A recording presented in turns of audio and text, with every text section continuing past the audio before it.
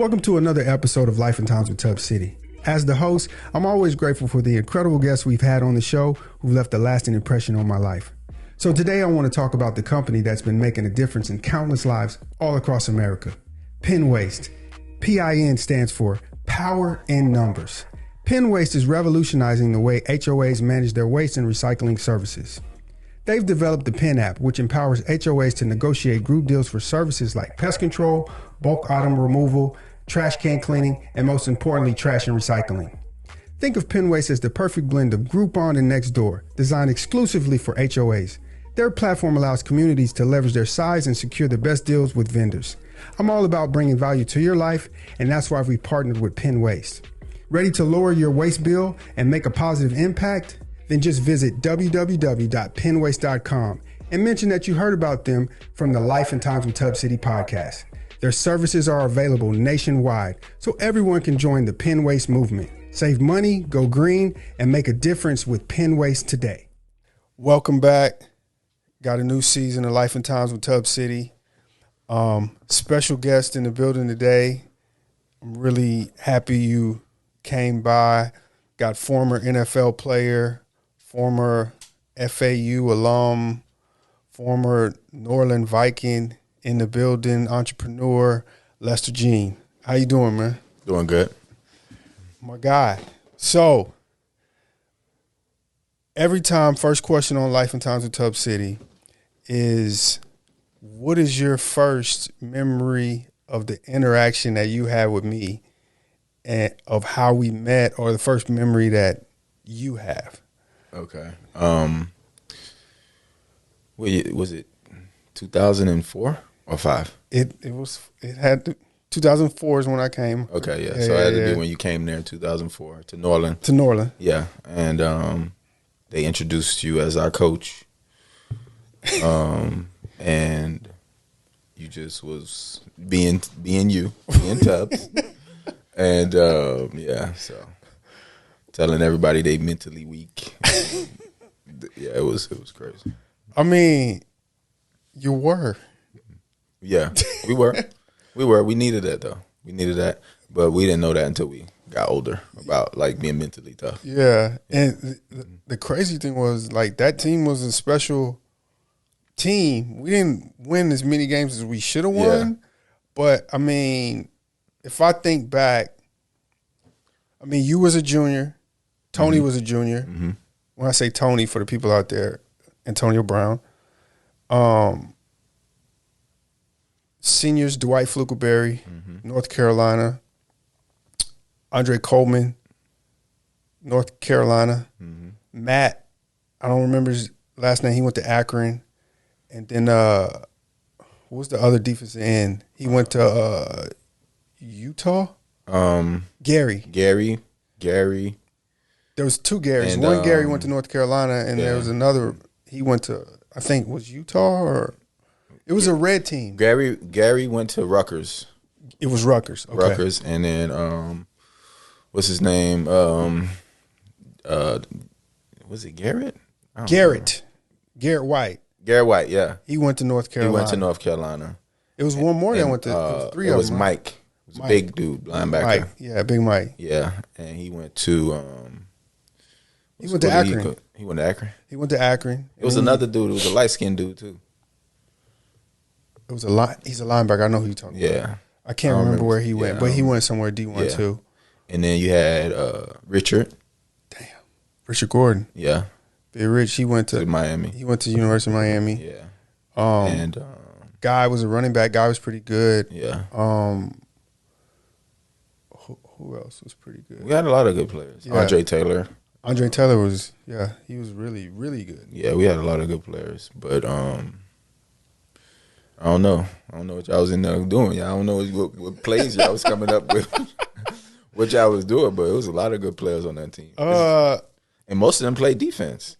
Yeah, it was weird.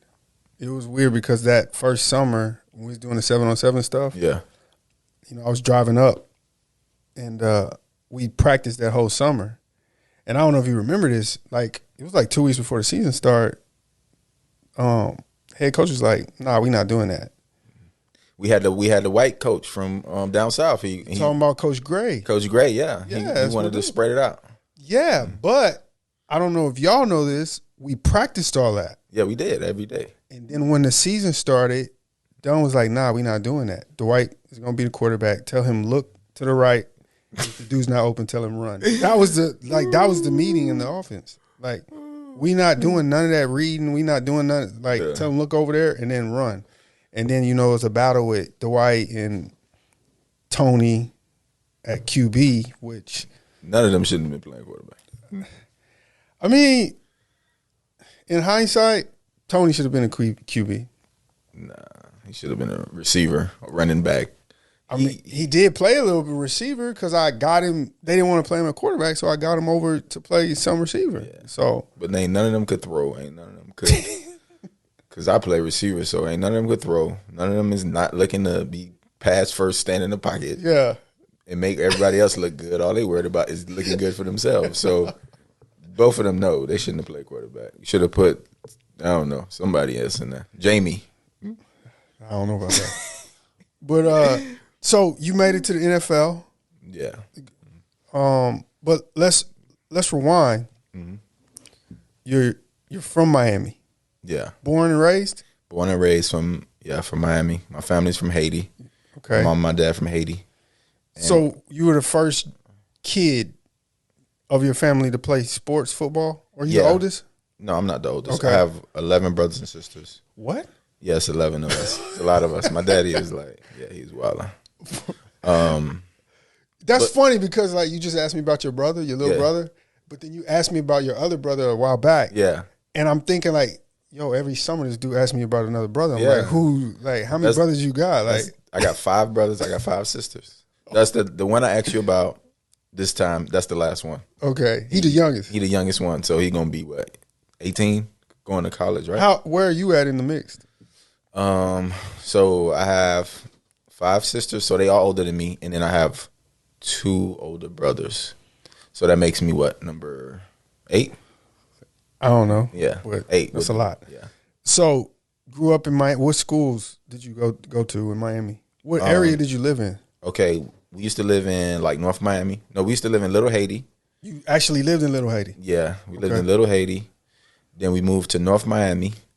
Then we moved to Scott Lake area. Yeah. And then we moved to New Orleans area where I went to high school. Where I went to, yeah. Where'd you play? Did you play at Gwen Cherry Park? No. I played at North Dade. I played at North Dade. I played at New Birth Saints. And then I played for Northside. That's another team. So, but my parents didn't know about sports. So I just did everything by myself. You literally, I'll go. I used to walk home from practice by myself. Yeah. I used to go to practice. I've never met your dad or your mom. That's what I'm saying. My mom never came to none of my games until I got to college. Really? She didn't know what I was doing. Nobody knew what I was doing. My dad kind of knew because he worked and people, he work around Americans. Yeah. So they your son play football and they know football, especially being in Miami.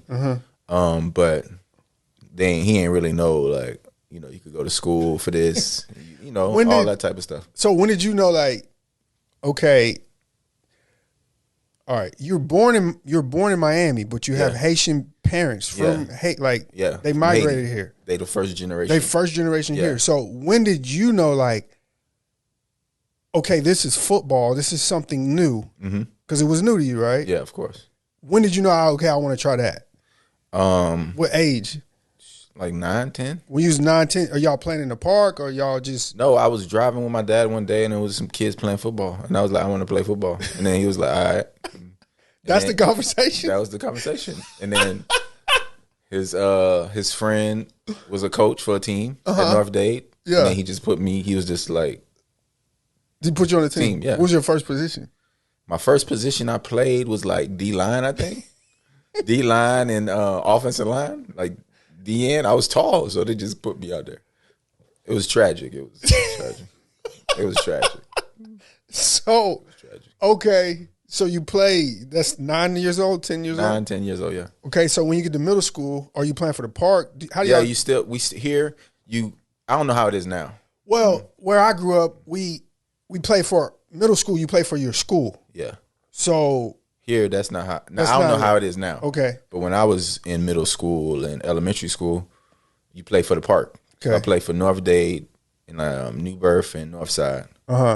Until 9th grade, until I got to Norland. Okay, so are you still offensive lineman, D-line? No, that was my first year. Okay. Then my next year, I started playing tight end and defensive end.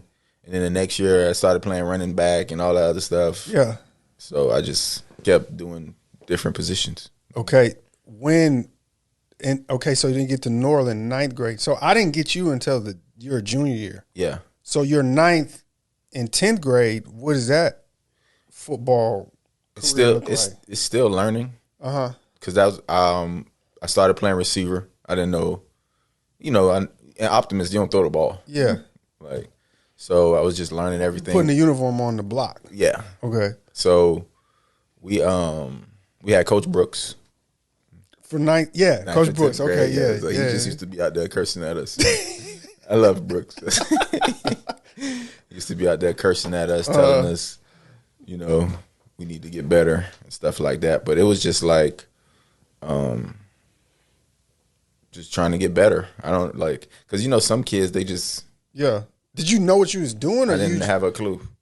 So you didn't know how to get better. You just know you wanted to get better. Exactly. I just was trying everything.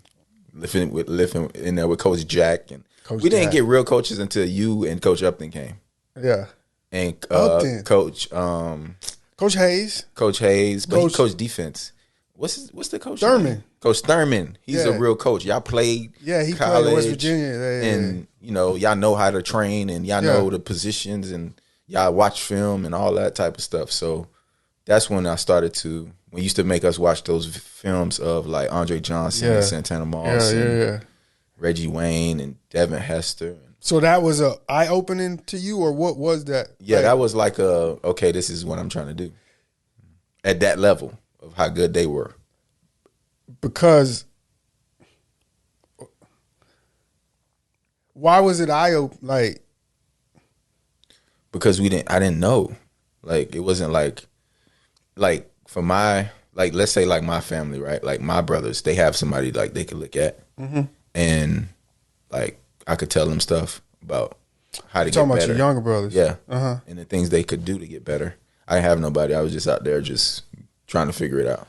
Okay, I want to get back to football, but growing up as what's the right term?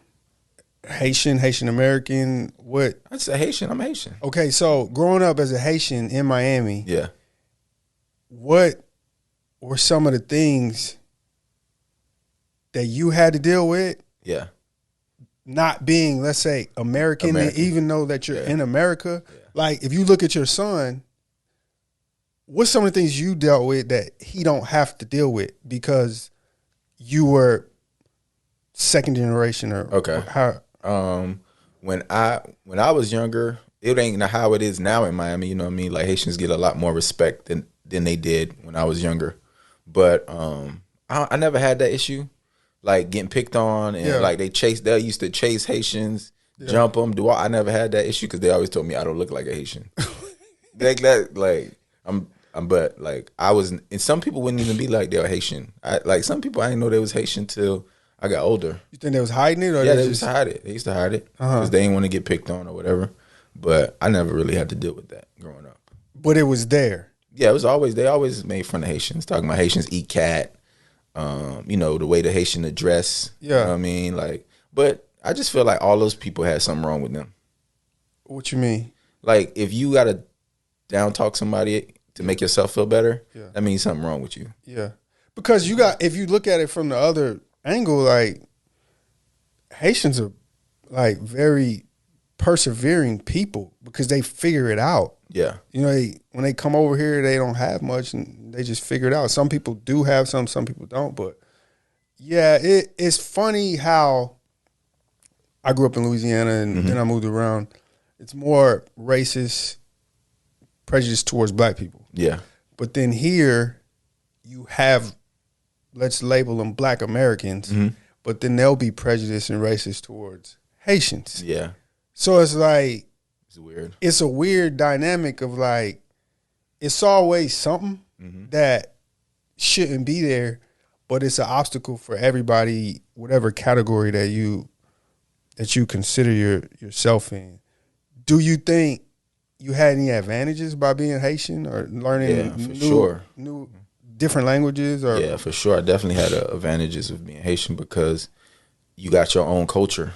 We got our own music, we got our own food, we got our own language. You know what I mean? Like Black Americans, they just got what they slave owner gave them. Yeah. So we have our own culture and our own everything. You ever go back? Yeah, I always went back. That's what makes me so thankful and grateful for everything I have. 'Cause like when I was in elementary school, middle school, high school, I would always go back to Haiti. And then you see how those people live in. They don't have lights. They don't have running water. They don't have streets. They don't have streets lights. What year was this? Still to this day. In 2023? Yes, they don't have lights. Like, you know how we got like click the like light switches. Like, no. You know what I mean? Some people have it, like that got money, but generally speaking, no. How did your dad do it? Man. How did your mom and your dad do it? Like my dad comes from like the worst part of Haiti. Like the worst part of Haiti. And his mom, my grandma, she came over here and she had 8 kids and she brought all the kids over here. She worked as a house cleaner. Okay. Like at the hotels and stuff like that. Yeah. And then she would bring. Wait, hold on. She brought 8 kids over here? Yeah, 8 kids. Your granddad was in the picture? He died. Before getting here? Before that. Yo, she came over here with 8 kids by herself. Yep. She ain't come over here with all 8, but she brought all 8 over here one by one. What? Yeah. Because, you know, you got to go through, it's a process. You got to pay for the visa. Okay. You got to apply. You got to pay for everything. You got to get the passport. You got to get the birth certificate. You got to do all that. So she comes. She comes, and then she starts to bring the kids over. So my auntie, she had passed away. That was the oldest kid. Yeah. So she brought her over here first. Then my auntie, then my uncle, you know what I mean? Then my dad and all them people. Okay. So once he starts having kids, what was his like employment? Like how did he figure it out? So how my dad figured it out was they used to live in New York. Like my dad and all his brothers and sisters. Y'all stick together. Yeah. Y'all live together and figure it out. Y'all culture stick together for real. Yeah. All right. It's that loyalty. That's why it's a lot of like. That's why I don't trust a lot of like Black American people. To be honest, because they don't have no loyalty to. Yeah, but it's not their fault. Yeah. You know what I mean? It's just how they was raised. It's like every man for himself. But it shouldn't be like that. But so my dad was over there. They was living in New York, and it was the 80s. They was getting high. Okay. Like, you know, smoking weed. You know, my auntie and my uncles, I don't want to put their business out there, but they did drugs. They selling drugs and all that. So my dad was trying to figure something out. So he went to the Army. What? I didn't know that. Yeah. So he went to the Marines, and that's how he like figured life out. And he did it for like 20 years. Your dad was in the Marines for 20 years? 20 years. He wasn't in the Marines when you were in high school though? No. He was retired. What? Yeah, he was retired. Okay. And then he started working for Metro Dade at the Transit, and he worked his way up and he became like the supervisor. He got like a real like American story. He got a real life American story. Like, so goes to the military, like, yeah. And then now he retired, got his pension, everything. It's a real American story. He came from nothing, literally. That's to something. That's the good thing about America. You could do that. You can do it. Yeah. So is that, did he put that in you like that, or did you just observe it? I just observed it. Like my dad is not like for my dad to be in the Army 20 years, you would never know because he's not like that kind of guy. You know, like I don't know that, but for the most part, when you meet people that's been in the Army or Marines or whatever for a long time, they got like a certain way they be acting. Now my dad's like super chill, laid back. For real? Yeah. Is he happy he did it that way, or do y'all never had that conversation? We never had that conversation. That's a good conversation. We never really, you know. He just just like watching him just work and take care of all his kids. So no matter how many kids I have, I'm gonna take care of all of them. So you sophomore year, you're going to your junior year. I show up. Yeah. Is that? I know I was hard to deal with. Yeah, you were. Definitely. But the reason behind it is because I would rather be hard on you so you know what you're getting into in the world and in football life or whatever. Once you figured out I knew what I was talking about, when did it make sense that I was making sense to you? Or did it not make sense until later after I left? It was after you left and when I got older, but I'm happy that you came and was our coach, because without having a coach like you and Coach Upton, like, we wouldn't have had the mental fortitude to like be able to deal with anything. Y'all literally made us go through like so much stuff where after a while I felt like, okay, I could do anything because I did this workout that Coach Tubbs and Upton had us do it. Run into the fence, full speed, 10 times in a row, 30-second break. Yeah. So, and then that's just how I approached everything else. Did you, I'm going to wait for that. So you go through your junior year. Yeah. I kind of play you, I kind of don't. Yeah. What did you think about that? I was like, I don't know. I took it personal. I hated all y'all. I hated all the like coaches. For real, hated us? Like for real, like I did not like none of y'all. Like for real life, hated y'all. Felt like y'all was stopping me and all that. But you did say a bunch of times, I'm trying to like ruin your life, kill your career. Yeah, because it was like, for like me and every other kid on our team, they felt like the pros was that's it. They got to make it. They don't have nothing to look forward to. So looking back now, do you think you should have been the starter, the guy? No. Why? I don't feel like I was ready yet. I feel like our whole like offense and everything, I wasn't ready to be the man and get the ball every play and be the guy that, okay, we're gonna count on you to help us win these games. I wasn't ready for that yet. Okay, so I leave. Yeah. Your 12th grade year. Yeah. So now it's basically, was Antoine a senior or junior? He was a senior. Your year? Yeah. Wait, he graduated in my year, Twan. Yeah. So that's what I'm getting at. So your senior year is basically Twan, Tony, Lestar show. Yeah, and Andre Taylor. What? He was a senior. And Shannon. Andre Taylor, he was just a junior. Yeah, all of them was the juniors. Oh, shoot. And Dewan, we had Dewan. We had, who else was a senior that year? JP. But JP had those knee injuries. Yeah? Yeah, so. How's he doing? I don't know. I text him sometimes. Sometimes he don't text me back. Sometimes he do. I don't know where JP at. Okay. So you got an interesting story. Yeah. After high school. Yeah. Okay, you played. And it's fun. And it's funny. But my senior year, I need to tell you what happened. Okay. Because I was gone. Because I don't know. Because I want you to tell the story. Okay. But I need you to know that I didn't know. Okay. Like,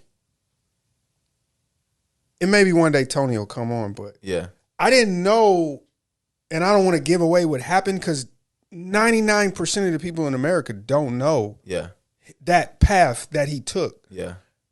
But you guys were kind of together for a minute. Yeah.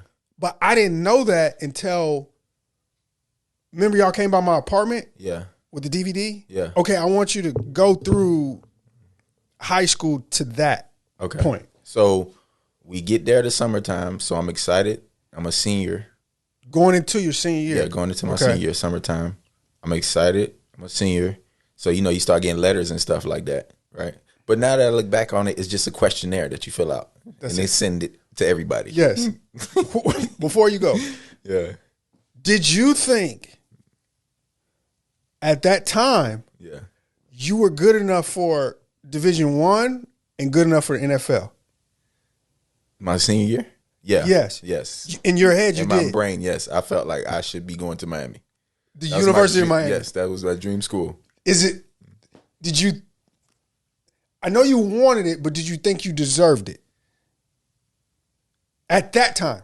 At that time, yes. You thought you deserved it? Yeah. At this time, do you think? No. Okay. No. I felt, no. All right. So go ahead. You're going to your senior year. So we're going into, we got a coach, Coach Redmond. Coach Redmond. I remember him. And I was there for him for a minute. Yeah. Okay, go. Yeah. He was a good offensive coordinator, and I liked the plays that he had set up for us. So I knew I was going to have success. I was going to have a good season. Mm-hmm. Like a lot of catches, a lot of touchdowns, and a lot of yards. Yeah. And we was going to win some games. Because he was the one that made Tony be a quarterback. Yeah. Right? So then I don't know what happened to him. Coach Dunn ain't do what he's supposed to do. Whatever. He said he couldn't get a job at the school, and that's what he was promised. Yeah, because that's what happened to me. Yeah. So now that I look back and I did coaching, that's how it's supposed to go. If you bring in a coach, right, from another school to come work at your school, building. You got to get him a job. Got to get him in the building. If you want to keep him. Exactly. So he was there for the springtime. We had our spring game. We played, I forgot who we played. All of us had a good game. Yeah. So we like, okay, we're going to be good. Y'all ready? We're going to be good. He left. Mm-hmm. So now Coach Upton took over as the offensive coordinator. He was the offensive coordinator. But I don't think Coach Upton ever called plays before. Nah, I don't think so. So, boom. So then we got that. Coach Upton don't know, Coach Upton is a great coach, like strength and conditioning and all that type of stuff. Yeah. But at that point in time, calling plays wasn't his best thing. Yeah, okay. So, then that's when Tony started doing his own thing out there, calling his own plays, the Tony specials. That's what Coach Upton used to call it. Tony specials. He'll supposed to hand the ball off, but he'll keep it. He's supposed to throw the ball, but he'll just tell everybody go deep, and then he go wait, then he go run it. I'm like, yo, so the advantage for me was that me and Tony used to hang out a lot. So if he threw the ball, he was throwing the ball to if you. He threw me if he threw the ball. That was a big if. Okay. If he threw the ball, he was going to throw it to me. So one game we was playing against North Miami Beach. I remember this like this was yesterday. And I think this is why Coach Dunn ain't pushed for me to go like D1. So we was on the sideline. It was like third down. Yeah. And they asked us, okay, what play do we want to run? And it was supposed to be a curl and a wheel. And it was like a role play for Tony. So it was curl and wheel. Yeah. If the guy stay on the wheel, you throw the curl. If the guy bite on the curl, you throw the wheel. Yeah. It was me and Andre Taylor on the same side. Gotcha. I was the guy running the wheel. He was the guy running the curl. He ran the wrong route. And then Coach Dunn was like, we was running our own plays. And then from that game on, he kept calling himself Mandingo. Who what? He kept calling himself Mandingo because he telling us, when it's time for y'all to go to college, y'all going to get fucked. So that's what happened. Because I had my grades. I had my scores. So every time they came in. So you didn't talk to no coaches? No. I had to make my own film. He's supposed to do all that. But he got Shannon. Shannon went to Ohio. He went to D1. I thought Shannon was the year before. He was my senior year. And then DeJuan went to school too. And Russell went to school. Russell. DeLauder. Russell did? He went to Alcorn State. Wow. He was up there with Tony. Tony went to Alcorn State. Yeah. So, football season's over. Yep. And then I met Coach C. You know Coach C. Coach Corporal. Two-piece. We call him two-piece. Two-piece, yeah. So, he was at Shaw University. So, I signed with Shaw University coming out of high school. It's a D2 school in North Carolina. HBCU. So, two-piece signed you? Yeah, he was a receiver coach there. Okay. Then how did he find you? I used to I made my own tapes, right? I used to write my own letters, like type my own letters up. I had typewriters back then. You know? Type my own letters up about, talking about me, put them in the envelope, get some stamps, mail them to colleges. You literally did that? Yep. And then I'll go on the websites, go on the staff directory, and I have all the coaches, all their phone numbers, all their emails. Then I'll call them or I email them, act like I'm a coach. So are them kids out here that talk about ain't nobody helping me, ain't nobody... Yeah. They don't want it. No, they don't want it because it's so much easier now. You could literally go on Twitter and get a coach. Like, I had to go through, like, the internet wasn't even that fast back then.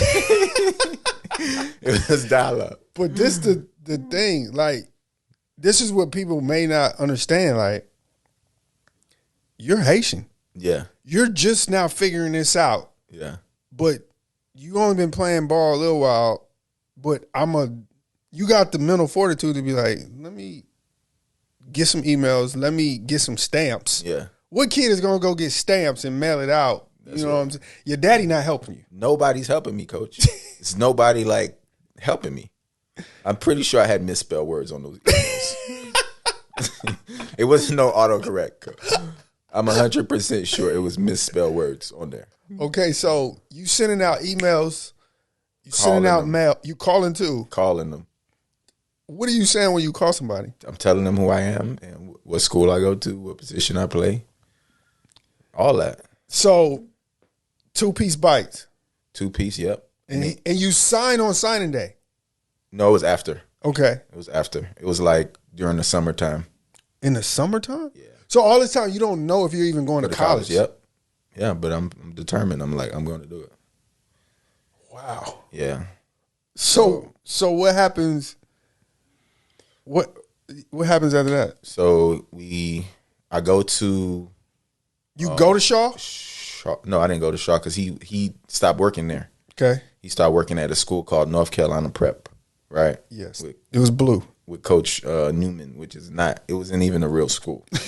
Let's start there. It was not a real school. But Coach Corporal ain't know that. Coach C is a real coach. Yeah. He's a real coach. No doubt. He worked with my uncle. Yeah, he's a real coach. Like, yeah, and Coach Newman is a slick talker. I don't know how he's still, not in jail. Yeah, but Coach C, he put the battery in my back. He was like, "I believe you could play D1." I was like, "I believe that too." And he was like, "So we're gonna go to this prep school." So it was me and another receiver he signed from Virginia, called Julius. He was like a 6'5" kid. Yeah. And he was like, "I'm gonna take y'all because we both signed with Shaw. Yeah. Like, I'm gonna take y'all to the prep school with me." So I drive up there with my dad, and my mom, and my stuff, and then I'm like, "All right, this is where I'm gonna be at." And I get there. Coach C's there, so it's like a couple days before we all report to camp or whatever. Yeah. So Coach C, he took us to Raleigh, North Carolina, because that's where Shaw is. Riley. Yeah. And he had to get all his stuff to move to the place he was gonna have in Concord, North Carolina. That's where the school was. Okay. Supposedly. Yes. So we get there. All right. Boom. We have a meeting. We supposed to be in the dorms. Everybody's moving in, right? There's no dorms. I feel like in my mind. Okay, go ahead. Yeah. So the name of the school we're at, it was called Barber Scotia. It's like supposed to be an all-women school, but it's like closed down, right? What? I don't know how Coach Newman pulled all of this off. All right. So it's just a vacant building. It's a vacant dorm room. Okay.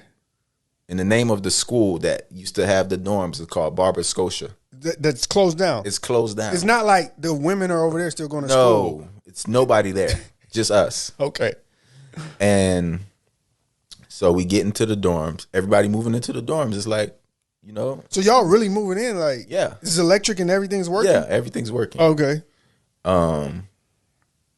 So we there for like a day. It's like cool. You like talking to different people. Oh, where you from? Blase squaze. And then we have a meeting in it looked like a church type of thing, whatever. Chapel or something. Chapel, yeah. And then, you know, he come talking to us about practice and all that. So boom, we supposed to get a meal. We ain't get no meal, right? So it's like, all right, whatever. You know, maybe it just today is no food or something. I don't know what's going on. So, you know, go back to the dorm room, boom. Fast forward, like 3 days later, somebody come and be like, why are y'all staying? What are y'all doing at these dorms? You serious? Yes. Like, how many people's in the dorms? Like, it's like 100-something kids, coach. Nah, bro. You lying. I promise you, it's like 100 kids in there, bro. Coach, I don't know how he in got a vacant dorm. Yes, I'm like, how you get all these people in here? How much money did y'all pay? We ain't pay nothing. That was the thing about that's Coach C brought me and Julius over there, and that was the thing. I was supposed to be like on scholarship, but it was no scholarship. So y'all just didn't pay the fee that everybody else paid. Everybody else paid like $13,000. He made it come up, coach. He had like 100-something kids, promising them that they're gonna come here and go D1. And he got all these connections. He had a record. He was undefeated. He never lost a game in his life. Yeah, because he never played a game, probably. He always talk about a team he beat 99 zip. Like, yeah, he was a slick talker. So what happens when y'all get kicked out of the dorms? So the police come or what? I don't know. Like, yeah, it had to be the police because somebody told us we had to get out of there. Like, y'all not supposed to be in here. Okay. It's an abandoned building, basically. And so what did the coach Newman say? Nothing. It was just he left. He was just left to figure it all out. He had other coaches on staff too. Like it was like you know how Coach C brought me there. Yeah, it was other coaches that brought other players there. Like just like recruiting. So did y'all see him again? Yes, we seen him again. Nobody said like. Yes, everybody. They had the news out there. Coach, he had the news out there, coach. He didn't pay the coaches nothing. Like, it was bad. So how did y'all still have a season? We had 4 or 5 games. Every time we're supposed to have a game, he would say, oh, the team don't want to play us. Knowing that. There was no team. There was no team. We played, I don't even know who played. We played like semi-pro teams. I don't even know who was a coach. I have no clue. Only team we played that was a real prep school was Virginia Union. That's a real prep school. Like, that's the prep school Richard went to. Mm-hmm. That was the only real prep school. No, he went to New York. He ain't go to Virginia? Nah, he went to school in New York. Oh, well. They had him play kickoff return. But yeah, it was one. But it was a real Virginia Union was the only real prep school that we played. So y'all get kicked out. Y'all live with Coach Two-Piece. Coach C. Yep, Coach C. So we live with Coach C. So how he got into the school with us was that when we was in high school, Tony lived at my house because his mom kicked him out. Right, his mom kicked him out because he's crazy. Like it's clear as day now. Everybody can see that. He's a great guy when he's straight, mentally straight. But he got into it with his mama about she bought him a car.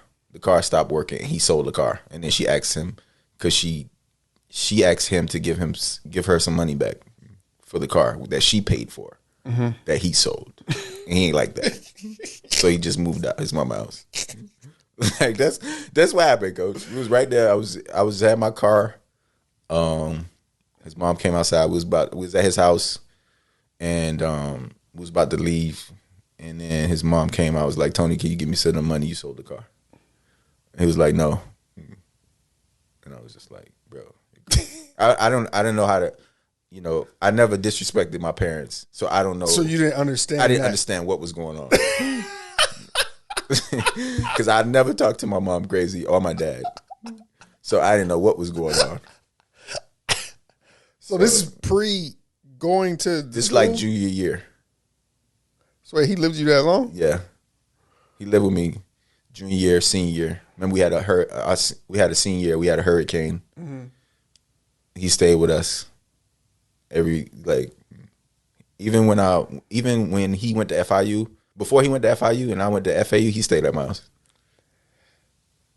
Okay. We'll get to that. Okay, so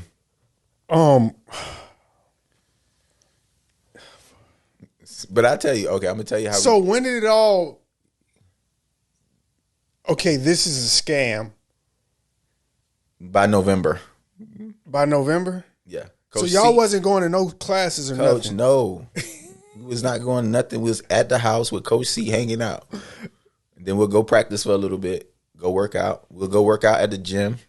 Like Crunch Fitness. I don't know what gym it was. We'll go there like 4 o'clock in the morning. We ain't got nothing to do. And we played like 5 games. And Tony would just throw me every pass or he'll run the ball. So we had some film. Does anybody have that film? I had a whole bunch of those tapes because I had made the tapes and DVDs. You made it? Yes. My dad bought me a VCR DVD where you could play a VCR. Yeah. And then it goes on the DVD. Bruh, that tape is worth money because it's like, it was a video game. Because I remember when y'all came to the crib.